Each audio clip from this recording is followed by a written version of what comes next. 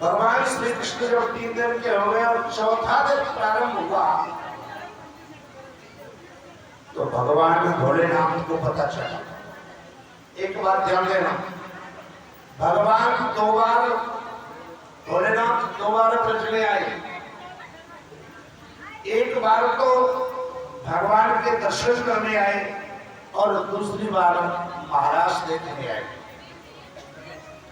आज भोलेनाथ दर्शन करने के आए हैं और महाराज परंतु एक बात बोले, ब्रज में कोई घुसने नहीं, गोकुल में कोई घुसने नहीं दे रहा। ऐसा विकराल स्वरूप कौन घुसने दे? बड़े बड़े सर्प बिच्छू शरीर से रश्मि लगती नहीं घुसने। हुआ क्या? भगवान बोले हमें भी तो अपना अच्छी चमत्कार दिखाना चाहिए। सो भगवान भोलेनाथ अपना चमत्कार दिखाने लगे। एक बात ध्यान देना, भगवान भोलेनाथ नृत्य लीला में बड़े कुटीर थे। भगवान भोलेनाथ नृत्य कला में बड़े कुटीर थे। सो नृत्य करने लगे। आज ब्रज की सी गलियों में, आज ब्रज की सी गलियों में नाचे जोगी मतवाला। आज ब्रज की सी गलियों में नाचे जोगी मतवाला। आज ब्रज की सी गलियों में नाचे जोगी मतवाला। आज ब्रज की सी गलियों में नाचे जोगी मतवाला। निरंजन खड़ा पुकारे देख यशोदा का लाला। निरंजन खड़ा पुकारे देख यशोदा का लाला। आज ब्रज की सी गलियों में नाचे जोगी मतवाला। आज ब्रज की सी गलियों में नाचे जोगी मतवाला। संगीत से दीजिए साथ में और कर में त्रिशूल लिए। संगीत से दीजिए हाथ में और कर में त्रिशूल लिए। संगीत से दीजिए साथ में और कर में त्रिशूल लिए। संगीत से दीजिए हाथ में और कर में त्रिशूल लिए। क्षमा क्षमा क्षमा नाचन जोगी दर्श मन में चाह लिए। क्षमा क्षमा नाचन जोगी दर्श मन में चाह लिए। पायल छप सोमवार पाँच गुरु छप सोमवार घर में जब देखे माला। आज ब्रज की गलियों में नाच जोगी मतवाला। आज ब्रज की गलियों में नाच जोगी मतवाला। निरंजन खड़ा पुकारे देख यशोदा का लाला। निरंजन खड़ा पुकारे देख यशोदा का लाला। आज ब्रज की गलियों में नाच जोगी। भगवान भोलेनाथ नृत्य करने लगे, नाचने लगे। इतना सुंदर तांडव नृत्य करने लगे कि सब लोग भोले बाबा को नृत्य देखने लगे। ध्यान देना, सब लोग नाच देखने लगे। अब सब लोग तो भोले का नाच देख रहे और इतने ही मौका पाते ही श्री सुखदेव स्वामी कहते राजन शंकर भगवान नंद महल में प्रवेश कर गए और नंद महल में जाकर के अलख जगाने लगे। बंधु जरा ध्यान देना, जब नंद महल में अलख जगाने लगे तो श्री सुखदेव स्वामी कहते राजन आज महाराज मैया यशोदा निकल करके बाहर आई और भोलेनाथ के स्वरूप को देख करके, ध्यान देना, भगवान भोलेनाथ के इस स्वरूप को देख करके मैया यशोदा डर गई। बाबा बाबा दूर दूर दूर रहे। अब इतनी दूर से कोई दर्शन करने आवे और बातें कह जाए कि तू दूर रहे तो कैसे बात करे। हाथ जोड़ के खड़ी हो गए, बाबा भैया अपने लाला के हमको दर्शन करा दे। मैया यशोदा बोली ना बाबा ना, मैं अपने लाला के दर्शन तेरे को नहीं कराऊंगी। मैं अपने लाला के दर्शन और तेरे को नहीं कराऊंगी। भगवान भोलेनाथ बोले कि अगर तू लाला के दर्शन नहीं करावेगी तो मैं बिना दर्शन करने के लिए जाऊंगा नहीं। मैया बोले कि मैं बाहर नहीं निकालूंगी। भोलेनाथ बोले मैं समाधि लगा लूंगा, द्वारे पे समाधि लगा लूंगा। मैया यशोदा बोली मैं इस दरवाजे से नहीं निकालूंगी, दूसरे दरवाजे से निकाल दूंगी। भोलेनाथ बोले जितने तेरे दरवाजे में उतने रूप धारण कर लूंगा। मैया यशोदा बोली मेरे घर में अंदर सारी व्यवस्था है, बाहर ही नहीं लेके आऊंगी। भगवान तो निराश हो गए। भोलेनाथ शिव जो है लाला के दर्शन के बिना उदास है गए। और श्री सुखदेव स्वामी कहते राजन भगवान भोलेनाथ ने अपना शंख बजाना प्रारंभ कर दियो और जैसे ही शंख बजो तो कन्हैया के कानों में आवाज पहुंची। मैया यशोदा हाथ जोड़कर के खड़ी हो गई। बाबा भोलेनाथ से कहने लगी भैया अरे बाबा मत शंख बजावे,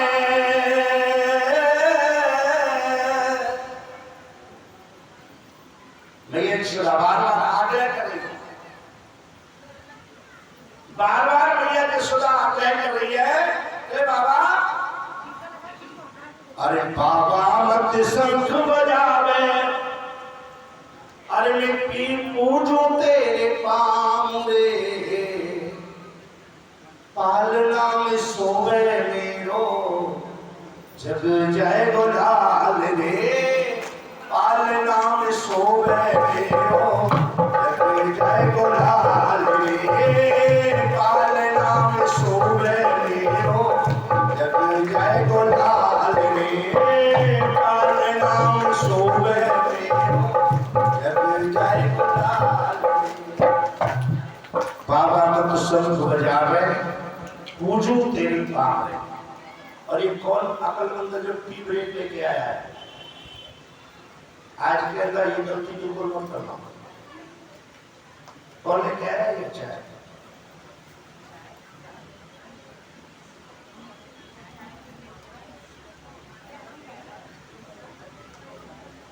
श्री सुखदेव स्वामी कहते राजी भगवान भोलेनाथ मैया दर्शन नहीं कराते, भोलेनाथ निराश हो जाते हैं और निराश होकर के जमुना के किनारे पर जाकर के बैठ जाते हैं।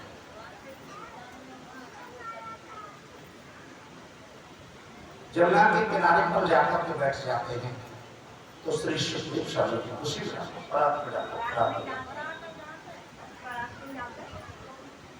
बंधुओं में निवेदन कर दो, जमुना के किनारे पर जाकर के बैठ जाते हैं। भगवान भोलेनाथ जब चले गए तो भगवान श्याम सुंदर ने रोना प्रारंभ कर दिया, रोना प्रारंभ कर दिया। कन्हैया का रोना सुनकर के महाराज एक पड़ोस की ब्रज गोपी थी, वो पड़ोस की ब्रज गोपी आ गई। अरे यशोदा, अरे यशोदा, तेरो ये लाला कैसे रो रहे हो? मैया यशोदा बोली अरे बहन सुनो, थोड़ी देर पहले यहाँ एक बाबा आयो और वो बाबा लाला के दर्शन करने के टाइम कह रहे और जब से जब से वो दर्शन करने के लिए मैंने मने किया तभी से ये लाला बोल प्रारंभ कर दिया। बोल वो कहाँ गए हुए? बोल वो तो जो है जन्नत की तरफ गए हुए। तो चल तो फिर हमें जन्नत की तरफ चलना चाहिए। और कन्हैया को लेकर के श्री सुखदेव स्वामी कहते हैं राजन, भगवान श्री कृष्ण को लेकर के और जो है लाला को लेकर के मैया यशोदा जमुना की तरफ चले। और जमुना की तरफ चल करके देखो तो भोलेनाथ बैठे हैं वहां पर, जमुना के किनारे पर भोलेनाथ बैठे हैं। और मन ही मन प्रेम आंसू बढ़ने लगे। आए गए हो दर्शन देने की कहीं आए गए हो। और एक बात बोले, मुस्कुराने लगे, मन ही मन मुस्कुरा रहे। मैं ये यशोदा लेके कन्हैया को पहुंच गई।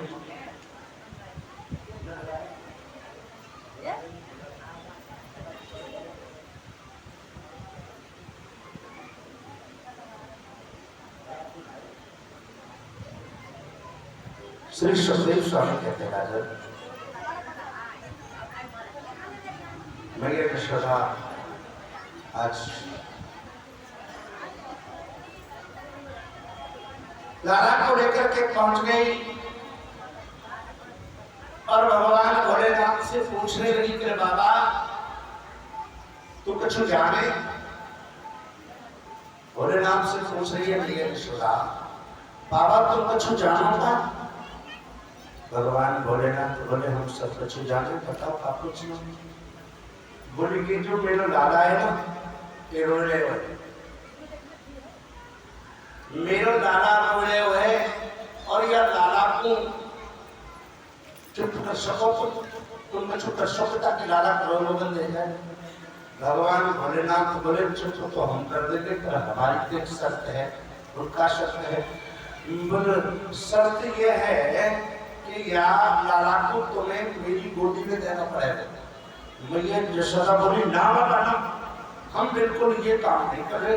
और अभी थोड़ी देर पहले तो कह रहे हो दर्शन करा रहे हो, अब तो गोदी में उंगली पकड़ के हमारा पहुंचे पकड़ने लग गए। और हम तुम्हें अपनी गोदी में तेरी में लाला को नहीं देते।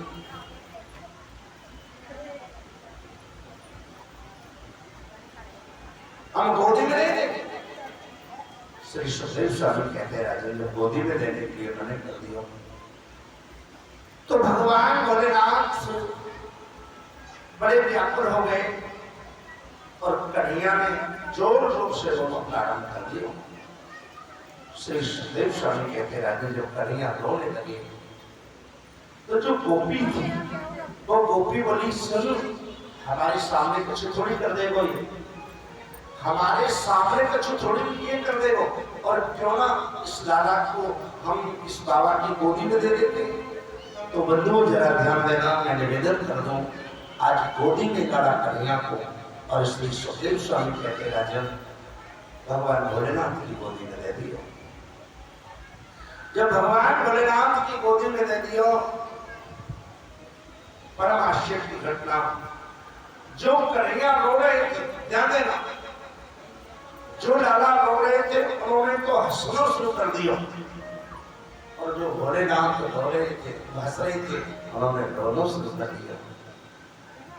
प्रेम आंसू बढ़ पड़े। मैया यशोदा महाराज, आज मां यशोदा तो आराम से बैठ जा, पूरा डिस्टर्ब मत कर। हाँ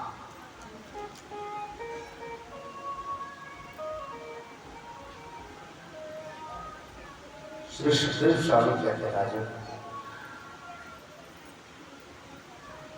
मैया यशोदा ने देखा कि बाबा तो बड़ा अच्छा है, बड़ा चमत्कारी बाबा है। इसलिए हमारे लाला को रो लो अपने ऊपर ले लियो और अपनो हंसनो लाला को दे दियो। हाथ जोड़ के माता यशोदा भोलेनाथ के सामने खड़ी हुई और निवेदन करने लगी कि रह रे जोगी नंद महल में, कि रह रे जोगी नंद महल में, तू नित्य प्रतिभासो कीजे। जब जब मेरो लाला रोवे तब तब दर्शन दीजिए। रहरे जोगी नंद महल में तू नित्य प्रतिवासों की है। इस जंगल में रहे, नित्य प्रति पूरी व्यवस्था, रहने की, खाने की, पीने की, वस्त्र की, आवश्यक सब व्यवस्था मैं करूंगी। कि रहरे जोगी नंद महल में तू नित्य प्रतिवासों की जय। जब जब मेरो लाला रोवे तब तब दर्शन दीजिए। भगवान भोलेनाथ हाथ जोड़ करके भैया यशोदा से कहते भैया मैं नंद महल में नहीं रह सकता हूँ। बोल क्यों? अरे मैं तो काशी को हूँ वासी, अरे मैं तो काशी को हूँ वासी, दर्शन में उदासी मेरे छाई मन में। भैया मैं तो काशी का वासी हूँ और तेरे लाला के दर्शन करने के लिए मैं यहाँ ब्रजमंडल में आया हूँ। और भैया सुनो, मैं यहाँ नहीं रह सकता। नहीं बाबा कुछ मांग ले, अगर तुझे रहना नहीं चाहता है, तुम्हें मेरे लाला को सही किया तो कुछ मांग ले। ठीक है, जब तू देना चाहती है तो भैया सुनो, एक काम कर दे, कृपा करके छोटी सी दूधा इस जमुना के किनारे पर एक शिव का मंदिर की स्थापना करा दे, शिव का मंदिर बनवा दे। भैया यशोदा ने कहा कास्तु बाबा जो तुम कहोगे वो योग हो। भगवान शिव को दर्शन करने के लिए चले गए और महाराज भोले बाबा दर्शन करने के लिए करके चले गए। और भैया यशोदा ने आज भगवान शिव को मंदिर जमुना के किनारे पे बनवाया और शिव मंदिर को नाम आशीश्वर महादेव पड़ गयो। बोलिए आशीश्वर भगवान की। आशीश्वर महादेव क्यों नाम पड़ा है? क्योंकि भगवान के दर्शन की आस लगा करके, ध्यान देना, भगवत दर्शन की आस लगा करके, भगवान के दर्शन की आस लगा करके भोलेनाथ यहाँ बैठे थे, इसलिए इनको नाम आशीश्वर महादेव पड़ गयो। और महाराज भगवान श्री कृष्ण की लीला आगे बढ़ रही है। भगवान भोलेनाथ आज बंधुओं जरा ध्यान देना, भगवान भोलेनाथ आज जब कैलाश पर चले गए तो भगवान श्री कृष्ण आज जो है मैं निवेदन कर दूं, आज 6 दिन के हो गए। बोलिए कन्हैया लाल की। एक बात कही, 6 दिन को जब बालक हो तो का हो, फिर पता है कि नहीं पता? छठी हो। अच्छा हम मान लेंगे कि तुम्हें पता है। अच्छा तुम ये बताओ, जब 6 दिन को बालक हुए तो प्रसाद काय को बने? प्रेम से बोलो। अच्छा चलो एक बात पूछ ले, आपने कभी ब्रज की छठी करी है? ब्रज की है करी? जब 6 दिन को बालक हुए ना हमारे ब्रज में, आज देखो बात है तो शीला देखा है कि शीला आटे को हलवा जैसे के, और ब्रज में बोले बापू शीला। जहां बटे वो शीला, जहां लाला बन जाए हीरा। हाँ, जब हीरा पैदा होता है तो शीला बनता है, समझ रहे? जब हीरा पैदा होता है तो शीला जाता है, तो शीला बनाया। अच्छा पता है वो शीला भी कैसा होता है? अगर चोटी से डाल दिया जाए ना, चोटी से सिर से, तो पैरों तक आ जाता है, जितना गाढ़ा होता है। और पूरे ब्रजमंडल में आज भी, ध्यान देना, आज भी वही प्रसाद लगता है। और वो देखने में ऐसे लगता है जब तक मुंह तक नहीं जाएगा ना, तब तक तो वो बहुत बुरा लगता है। और एक बार मुंह तक चला गया ना, प्रेम से बोलो, मेरे से छोड़ नहीं पाते, क्योंकि बिल्कुल बहुत अच्छे से देसी घी, इतनी औषधि पड़ी होती है। आज पता है एक बात बोले, आज हम लोगों, आज हमारी बहनें बेटियां हमारी माताएं क्यों परेशान रहती हैं? क्योंकि जो खाने की वस्तु है ना उसे खाती नहीं, और जो नहीं खाने की है तो उसे बहुत खाती है। आजकल तो दूसरे तीसरे दिन से रोटी खाना शुरू कर देते हैं, फिर कहें जी हमारे तो जो ना बीमारी हो गई। पहले एक एक महीने तक वही औषधि खिलाई जाती थी माँ को बच्चा पैदा होने के उपरांत, एक एक दो दो महीने तक, क्योंकि उसके अंदर औषधियां होती थी तो अंदर की जो कमियां थी, अंदर की जो कमजोरी थी वो वरिष्ठ हो जाया करती थी। और फिर आप लोगों ने देखा होगा पहले बुजुर्ग माताओं को कि बस 10 दिन का 12 पुरानी पूरे घर का काम करती थी, क्योंकि खाने की शक्ति थी। आज अगर किसी बहू से कह दिया जाए कि 100 ग्राम घी और थोड़ा सा हलवा में डाल करके खा ले, बहू कहती है हम तो पैसे मर जाएंगे, लूज मोशन हो जाएगा ना 100 ग्राम घी खा करके। आजकल बचता किस तरह रहेगी? बचेगा कहाँ से? कभी खाया हो तो बचे, अब पहले से खाया होता तो पहले माताएं खाया करती थी, एक बार बच्चा पैदा हुआ 5-5, 10-10 किलो घी खा जाया करते थे। अब ताकत नहीं रहेगी तो क्या होगा? ताकत तो रहेगी, 10 किलो भी खा जाना, 5 किलो भी खा जाना। तो माताओं का पहले सिस्टम हुआ था, तो थोड़ा सा ध्यान दे दो। आज मेरे लाला की छठी है और सब लोग आनंद सब हो रहे हैं, और एक बात बोले थोड़ा सा हम मामा की भी राजी खुशी पूछने बेचारे एक बात कहे, जरा ध्यान देना। मामा जो होता है ना, मामा बड़ा खास होता है। प्रेम से बोलो, आप कहोगे कैसे खास होता है? वो जो माँ होती है ना, माँ होती है सिंगल माँ होती है कौन? सिंगल माँ। और जो मामा होता है ना, मामा, वो होता है डबल माँ। होता है नहीं होता? माँ एक माँ और मामा 2 माँ। तो मामा को भी ध्यान रखना चाहिए। बोलो वृंदावन बिहारी लाल।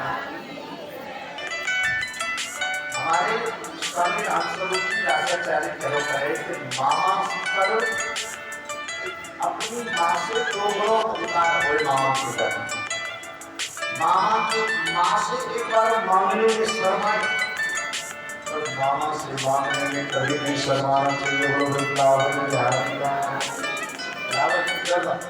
मामा जरा। तो बच्चों मैं आपसे निवेदन कर दूं, जरा ध्यान देना। आज मामा की रानी खुशी हम तो ले लेते हैं, मामा बहुत परेशान है, वो सोच रहे हो मेरा काल पैदा है गया, कैसे बचा जाए? काल से बचने को उपाय देख रहे हो। जब काल से बचने को उपाय देखने लगे ना, तो श्री सुखदेव स्वामी कहते हैं राजन जरा ध्यान देना। आज सोच रहे हो क्या करूं? सो इस कंस की एक बहन, अच्छा एक बात समझ लेना, कंस की एक भी सगी बहन नहीं, कंस की कोई भी सगी बहन, जो देवकी है वो तो चचेरी बहन है, और जो कृष्ण को मारने गई वो बोली बहन है। और परीक्षित ने प्रश्न किया, परीक्षित ने पूछा अरे मुगल बहन हमसे आगे क्या करती है? मुंह बोली चचेरी थी तो बोलो। एक बात बोले, कंस एक बार दिग्विजय कर लेके तक, दिग्विजय कहते सब पर अपना अधिकार जमाने के लिए निकले, तो इसमें बहुत सारे राज्य जीत लिए। अब राज्यों को जीतो कहां पहुंच गए हो?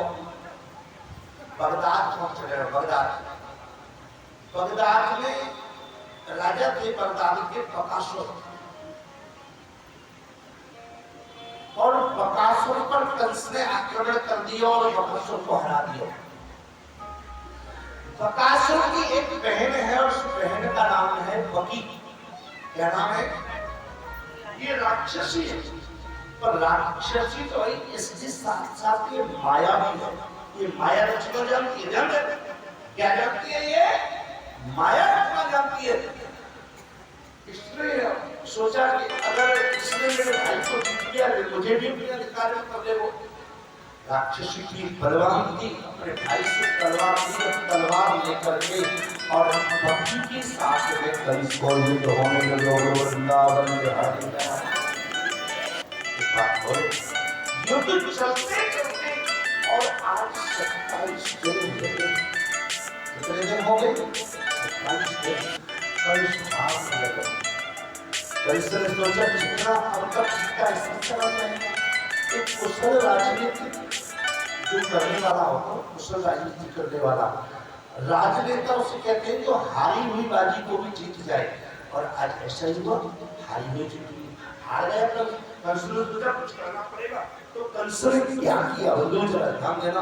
अपने जो इसके हाथों में जो तलवार है जिससे युद्ध कर रहे हो, इस तलवार को धरती में पटक दिया और अपना हाथ बकी के आगे कर दिया और बकी से बोलो सुनो, अरे तेरी जैसी वीरांगना तो मेरी जो है ना बहन होनी चाहिए, और तुम मेरी बहन बन जाओ। वृंदावन बिहारी और बन जाओ, तुम मेरी बहन बन जाओ। अब भला किसी से बहन कह दोगे तो क्या बोलेगी? अगर तुम कह दोगे किसी से बहन तो क्या बोलेगी? इसने कहा कि चलो जब तुमने बहन कह ही दिया, बकी ने कहा जब तुमने बहन कह दिया तो चल मैंने तुझे मुक्त कर दिया। पर सुन, मैं एक बात बोलती हूँ, बोल आज के बाद में तुझे मेरी जब भी जरूरत पड़े, ध्यान देना, आज के बाद में तेरे को मेरी जब भी जरूरत पड़े, तुझे संदेश नहीं भेजना है, बुलावा नहीं भेजना है, तो क्या करूं? बोल नेत्रबंद करना और नेत्रबंद करके केवल मेरा ध्यान कर लेना। वृंदावन बिहारी लाल की क्या करना है? ध्यान कर लेना है। कल सोचने लगो, आज कल सोचने लगो कि आज मुझे उस बहन का ध्यान करना चाहिए। नेत्रबंद किए और जैसे नेत्रबंद की बकी को ध्यान करो तो सामने खड़ी हो गई। भैया बोल इसलिए याद किया है। बड़े बड़े लंबे दांत, विकराल जटाएं, भयंकर काला स्वरूप। बोले बहन मेरो जो है ना श्रेष्ठ स्वामी कहते राजन, भैया किसने मेरे याद किया है? बहन मेरा काल पैदा हो चुका है। कहाँ? ब्रज में, किस दिशा में पता नहीं, किस गांव में पता नहीं, किस शहर में पता नहीं, कितने दिन हो गए पता नहीं। तेरे को खाक पता है? जब तेरे को कुछ पता ही नहीं तो मैं क्या करूं? बोल बहन जी तो नहीं पता तो क्या करेंगे, पर मेरे कान को मार देगी तो मैं तुझे मानूंगा हाँ तू मेरी बहन है। बाकी बोले कुछ करके जरा मैं कुछ करके सुन। तो बकी ने क्या किया? अपने इस तरह से कालकूटक नाम कृष्ण आया और कैसे कहा सुन, पूरे 84 कोष के ब्रज में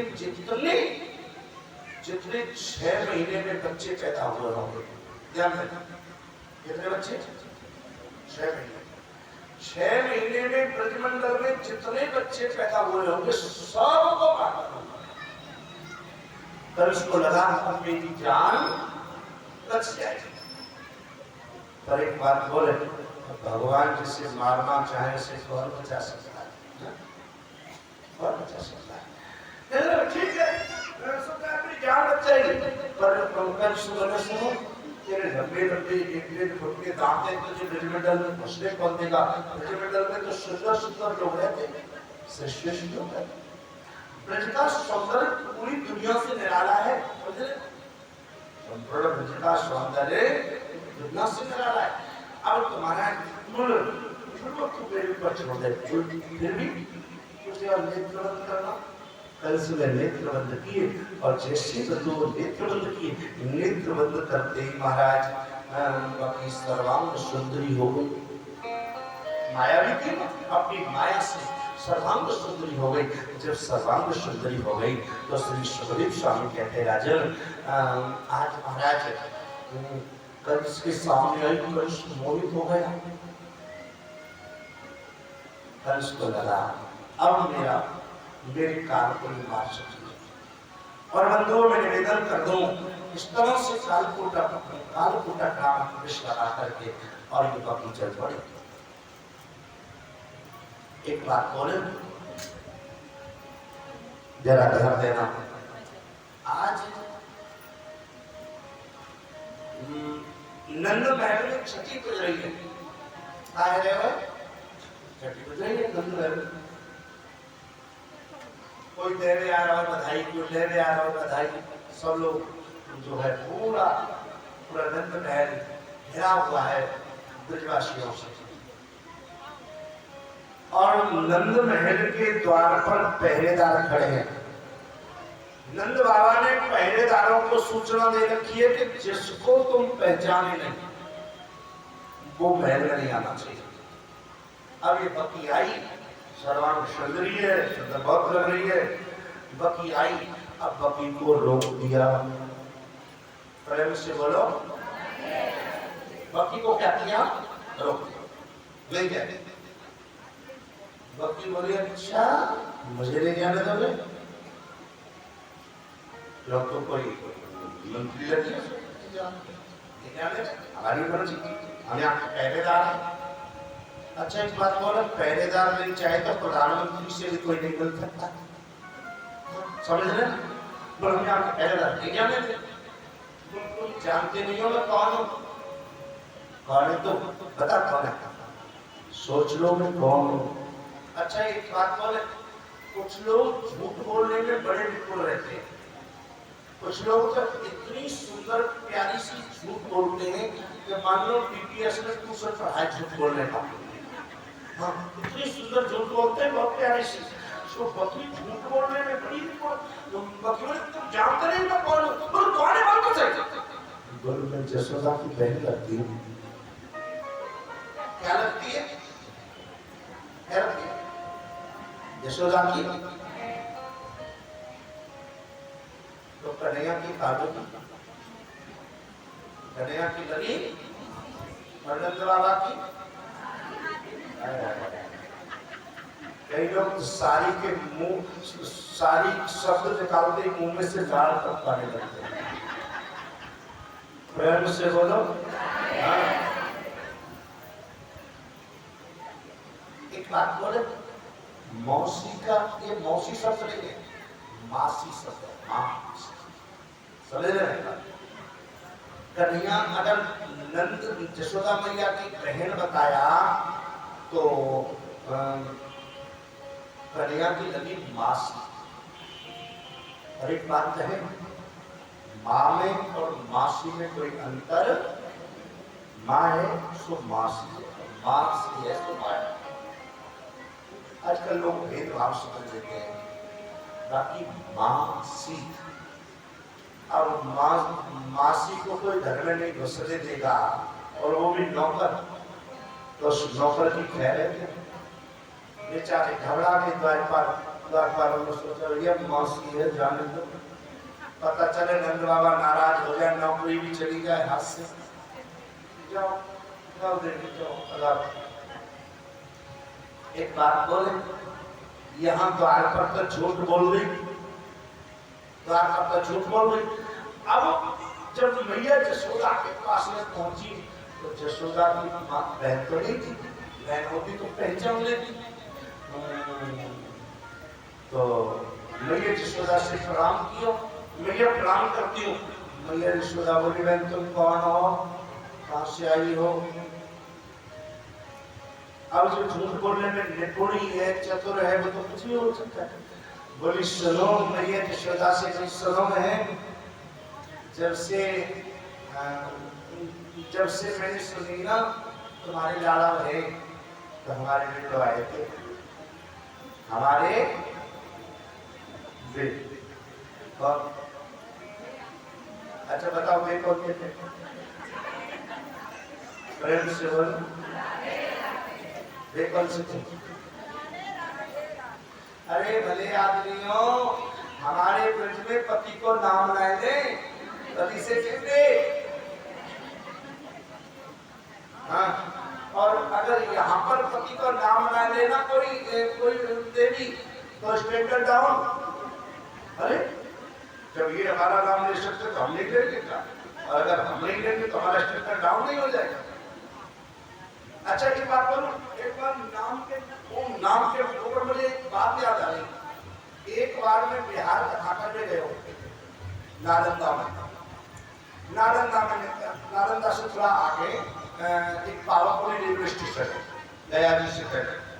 मैं वहां कथा करने गए हो तो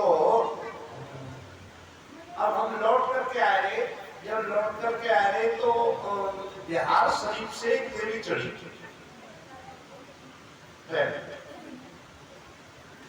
हमारे वाले डिब्बे में हमारी सीट के सामने बैठी। टीटी आ गया, टिकट का टिकट लगाओ, इशारा कर दिया। टिकट सोचा आगे। अब पूरे डिब्बे में देखा तो कोई मिला ही, लौट करके आया इधर। अब तो महाराज ऐसे ही धीरे धीरे उसको करना काम था, लखनऊ में उसे करना था। और 2-3 बार आया बेचारा, कोई टिकट दिखाओ। इतने स्टेशन आ गए, स्टेशन से थोड़ी दूर ट्रेन थी। दिखाओ कौन है, नाम बताओ क्या है, क्या नाम है, किसके पास टिकट है? उस देवी ने कहा तुमको पता नहीं है, हम भारतीय नारी हैं। भारतीय नारी तो क्या कहते हैं, भारतीय नारी अपने पति का नाम नहीं लेती है। और इतना कहकर के स्टेशन पर नहीं चलता तो कैसे लखनऊ में आना था, पूरी यात्रा कर रही। अगर भारतीय नारी अपने पति का नाम लेती तो बताना पड़ता ना, बच गई ना टीटी से। प्रेम से बोलो, एक बार प्रेम से बोलो। तो पति कह रही है कि हमारे पे तो आए थे, क्या कहना मैया यशोदा ने अर्थ लगा लिया अपने आप। क्या अर्थ लगा लिया? अच्छा एक बात और बोलूं, हमारे देश की नारियों की बड़ी क्षमता है। हमारे देश की नारी अपने आप अर्थ लगा लेती है। आपने एक कालिदास और का शब्द सुना है? कालिदास का विवाह के साथ में कैसे हुआ? जरा ध्यान दें। जैसा कि सब लोग कहते हैं कालिदास महाराज के साथ में कालिदास पूजा टेकते थे। कैसे थे? विद्युत मां ने शर्त रखी थी कि जो मुझे शास्त्रार्थ में करूंगी और जो मेरे प्रश्नों का उत्तर दे देगा मैं उसके साथ में विवाह करूंगी। ध्यान देना, हमारे देश की नारियों की प्रधानता देखो, इस भारत देश की नारी शर्त रखी थी विद्युत मां ने कि जो मुझे शास्त्रार्थ में हरा देगा, मेरे प्रश्नों का उत्तर दे देगा उसी के साथ विवाह करूंगी। हजारों महात्मा, हजारों साधु, ब्राह्मण, ज्ञानी सब। अब बाबा लोग तो होते निराले। बाबा ने सोचा अब यार ऐसे आदमी से अटकाएंगे हम कि जो ये भी याद रखे। तो बाबा देखने लगे तो जंगल में जा रहे बाबा तो अब इस कालिदास को देखा, जिस डाली पर ही बैठा था उसी को काटा था। महात्मा ने सोचा इससे बड़ा मूर्ख कोई नहीं होगा, इसी को ले सकते। उससे उतारा नहीं करा। हाँ चल हम तेरे ब्याह करवाएंगे। अरे कैसे ब्याह करवाएंगे, मैं तो पढ़ा नहीं, लिखा नहीं, कुछ जानू नहीं, तो बड़ा चिंता मत कर, हमारी गारंटी। और एक बात बोल, साधु लोग अगर किसी काम को करने का निश्चय कर ले करके छोटे छुट्टी हो जाए, ये साधु की पहचान है। सो कुछ चिंता मत कर, हमारे ऊपर छोड़ दे, हम करते रहेंगे जब कुछ भी हो जाए। अच्छा पर सुनो, तुम्हें बोलना नहीं है, तुम्हें मुंह से बोलना नहीं है। अगर कोई जवाब देना भी है, कुछ कहना भी है तो इशारे से कहना है, ठीक है? अब तो महाराज कालिदास को ले गए, बोल देवी हमारे ये गुरु जी हैं और ये तुम्हारे शास्त्रों का जवाब देंगे, तुम्हारे प्रश्नों का उत्तर देंगे, पर इनकी एक विशेषता है। तो क्या विशेषता है? बोल इनकी विशेषता ये है, ये केवल इशारा करते हैं, मुंह से बोलते नहीं है, ये मौनी है। अच्छा ठीक है, आप बैठ गए, विद्युत मां जी बैठ गई और बंधुओं में निवेदन कर दो, विद्युत मां के सामने जब कालिदास खड़े, अनपढ़ तो थे ही, विद्युत मां ने एक उंगली करी ऐसे, विद्युत मां ने एक उंगली करी तो कालिदास को लगा कि ये जो कह रही है कि मैं तेरी एक आंख को फोड़ दूंगी। कालिदास ने दोनों उंगली कर दी यूं कि तू मेरी एक आंख फोड़ेगी तो मैं तेरी दोनों फोड़ दूंगा। अब तुम्हारा कालिदास विद्युत मां विद्वान तो थी, विद्युत मां ने अर्थ लगा लिया अपने आप कि विद्युत मां ने कहा था कि ईश्वर एक है। विद्युत मां ने क्या बोला? ईश्वर एक है। दो उंगली कालिदास ने खड़ी की तो वो कहना चाह उसने अपने आप पर लगाया कि ये कहना है कि ईश्वर तो एक है, पर ईश्वर के साथ में जो आत्मा है वो भी एक है। एक ईश्वर है, एक आत्मा है, दोनों जो है बराबर का महत्व रखती है। अब तो विद्युत मां ने कहा ऐसे कि ये शरीर बना कैसे है? तो विद्युत मां कह रही है कि शरीर 5 तत्वों से बना है। कालिदास ने सोचा थप्पड़ मारने कह रही है, कालिदास ने सोचा ये थप्पड़ मारने की बोल रही है, तो उसने मुक्का बना लिया। कालिदास गलत, तू थप्पड़ मारेगी तो मैं मुक्का मारूंगा। विद्युत मां ने अर्थ लगाया कि ये कह रहा है कि 5 तत्वों से मिलकर के एक शरीर बना है, और इतना सुंदर की विद्युत मां ने सोचा बड़ा विद्वान आदमी है, और बंधुओं उसके साथ में देखा वृंदावन बिहारी लाल। अच्छा एक बात बोल, हमारे देश की संस्कृति रही है कि एक बार जिसके साथ में फेरे फेरे, आज की नहीं कह रहा हूं, पहली बता रहा हूं, तो समझ लीजिए जो हो गया सो पहले तलाक नहीं हुआ करते, पहले पति जैसा भी मिल जाए, चाहे वो मूर्ख मिल जाए। एक कवि ने तो गाया है, भारत देश हमारे में की पढ़ी लिखी वो नारी, मूर्ख साजन मिल जाती कर ली थी वेदाचार। और ऐसा एक प्रमाण नहीं, तुलसीदास बाबा का भी एक प्रमाण है। तुलसीदास बाबा इतने कामी थे कि पत्नी का विवाह हो गया तुलसीदास बाबा का, और पत्नी मायके चली, पत्नियों की विशेषता देखी, नारी की, हमारे देश की नारी की विशेषता देखी। इसीलिए तो कहते हैं कि यत्र नारी पूजते तत्र रमन्ते देवता, नारी को इसलिए तो श्रेष्ठ है भारत देश में, और दूसरे देशों में या दूसरे धर्मों में नारी की कोई इज्जत नहीं है, पर सनातन धर्म में, इस भारत देश में नारी की बड़ी इज्जत है।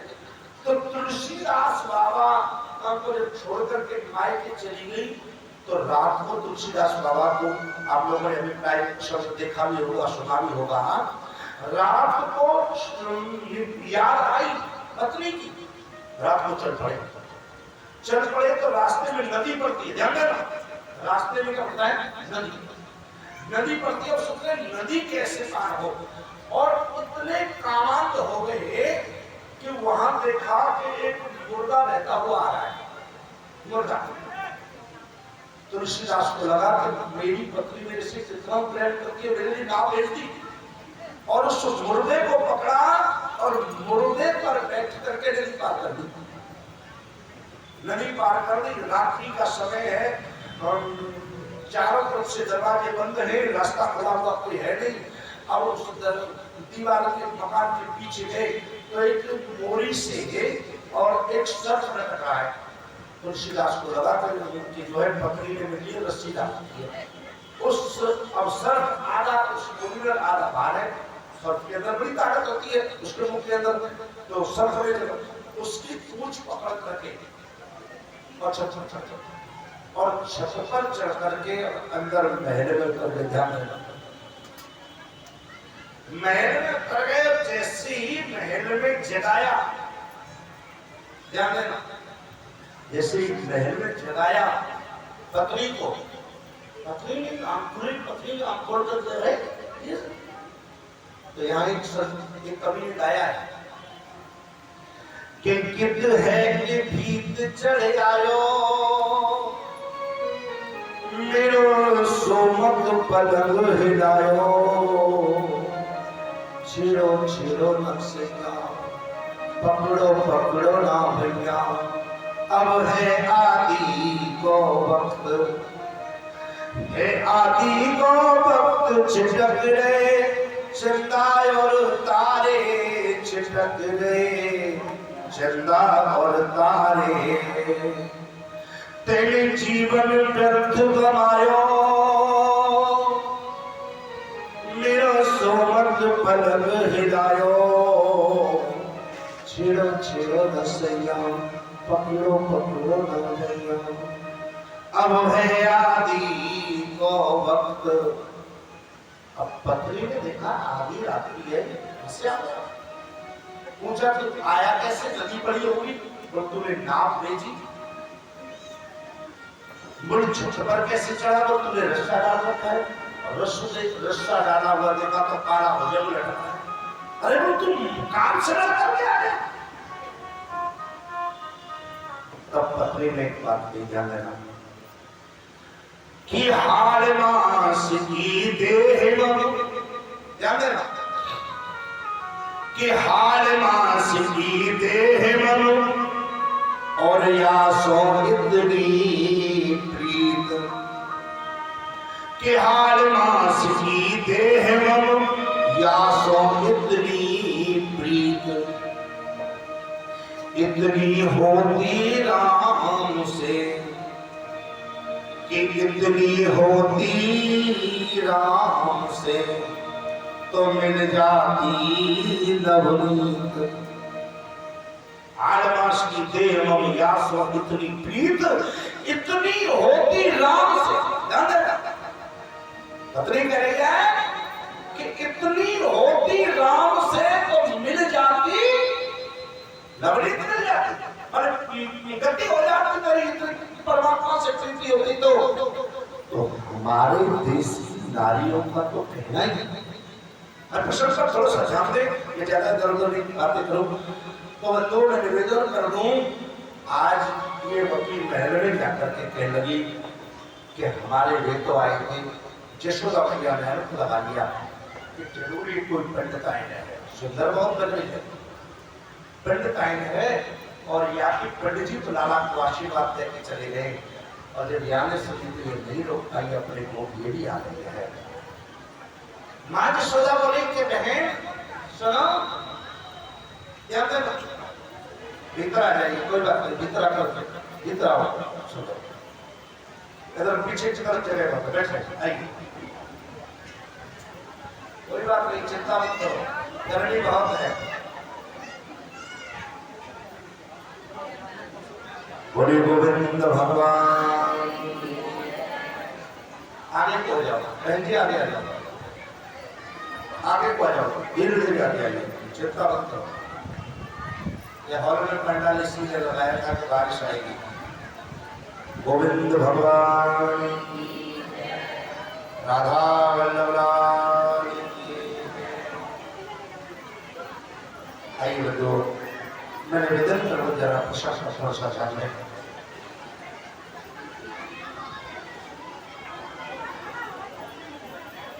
मैया यशोदा कहने लगी बहन,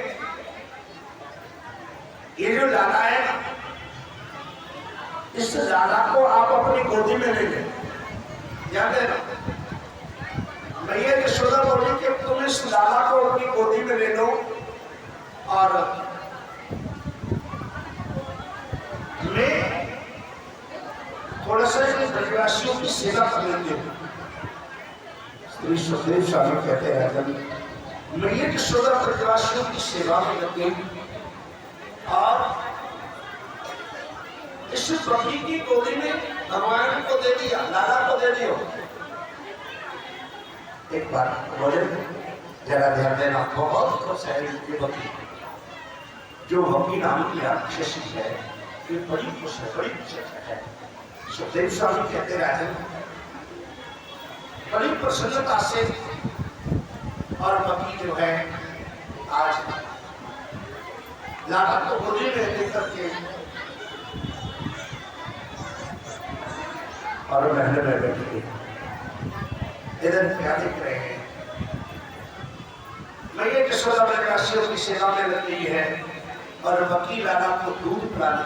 बकरी बहुत खुश इसलिए है, पता है, ध्यान देना, बकरी इसलिए बहुत खुश है कि बकरी पता है क्या काम करने आई है।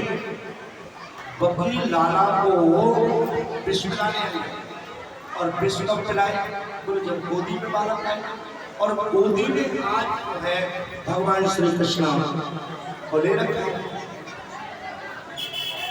एक बात बोले, जैसे ही भगवान को गोदी में लिया और गोदी में लेते ही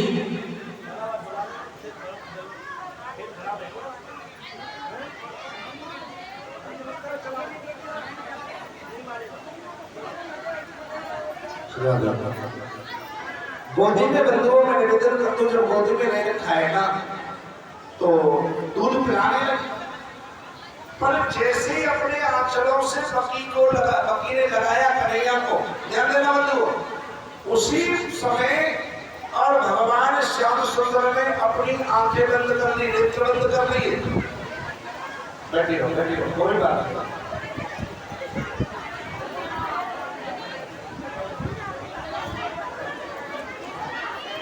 गोविंद भगवान राधा रमण सरकार की।